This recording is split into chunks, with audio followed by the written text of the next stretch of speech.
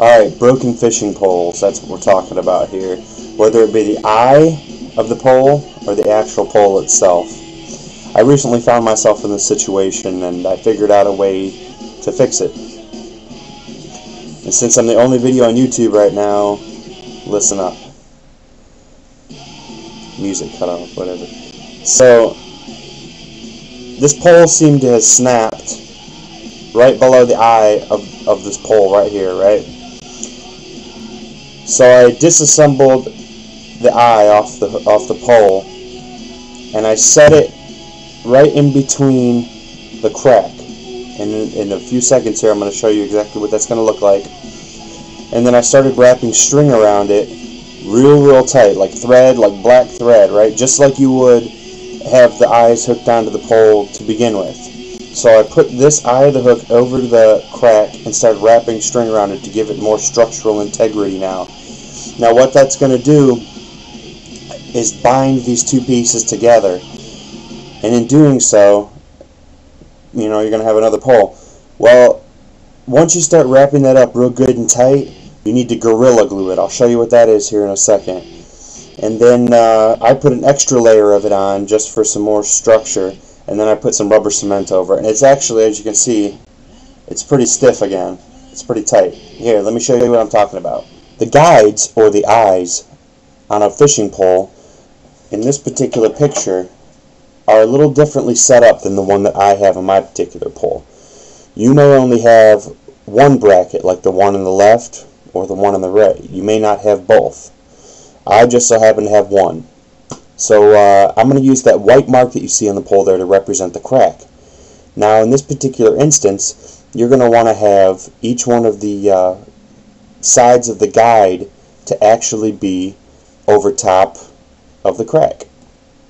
Well, if you have the same kind of guides that I have and you only have the one side, you're going to want to put that flat part that you see there that's touching the pole right over top of both pieces of the rod. Therefore, you know, conjoining both of them when you start to wrap the string around. And that's going to be our next step. As you can see, you're going to want to start wrapping your thread around the guide in order to secure it to the rod. Now in this particular instance, this fellow that I pulled this picture from happens to be using red thread with a different kind of guide than on my particular rod. This happens to be a fly rod, which I'm not using, but it serves its purpose. You're going to start wrapping your thread around the guide in order to secure it to your pole. Once you've brought your thread all the way up the guide, now it's time to Gorilla Glue it. Just like this. This here is Gorilla Glue. You can buy this at any hardware store, any kind of department store or whatever. I believe I actually bought this one at Kmart, so I mean that just goes to show it's just about everywhere. It's the strongest stuff I've ever come in contact with. I actually believe that it's stronger than super glue itself. So what you're going to do with this Gorilla Glue is you're going to apply it all over the thread that you've used to wrap the guide in. And then what you're going to do is wait for it to dry about, I'd say about 15 minutes or so into drying. You're going to see it start to turn like a whitish yellow color. And when it does this, it means that it's drying. It's got a bunch of air bubbles in it. I want you to press that down and then compact it real tight so there's not a bunch of air bubbles in there. And this is going to secure it and make it real cement-like. I'm well aware that in the last two pictures there that I was talking and it kind of sounded like I was talking through a butthole. I know, but that's kind of weird. Well, here's the deal. This fishing pole here that I've fixed, just explained to you how to fix, is actually a lot more stronger. It is a lot stronger than I had originally anticipated. It doesn't look that fancy.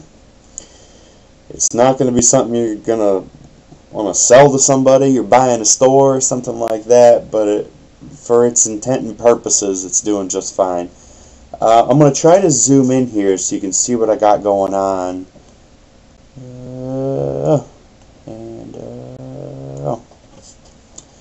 It's kind of tough to see here, but yeah, maybe there. Yeah, it's ugly as fuck, but it definitely is doing its job.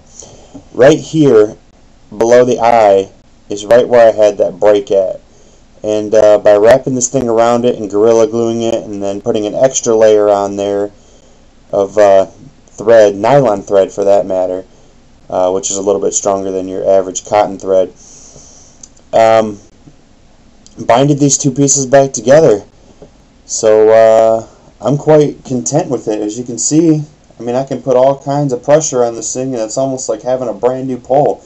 Before, when I first started this project, this was actually in two pieces, so it goes to show you what a little bit of intelligence, time, effort, blood, sweat, tears going into something can actually, you know, it can come out to be pretty beneficial. So I might actually be able to go out and catch some bass with this. I'm going to give it a shot. If it breaks, I tried it, it was free, and kept me from buying a new pole. If it works, I'll let you guys know. Alright, thanks for tuning in. Peace!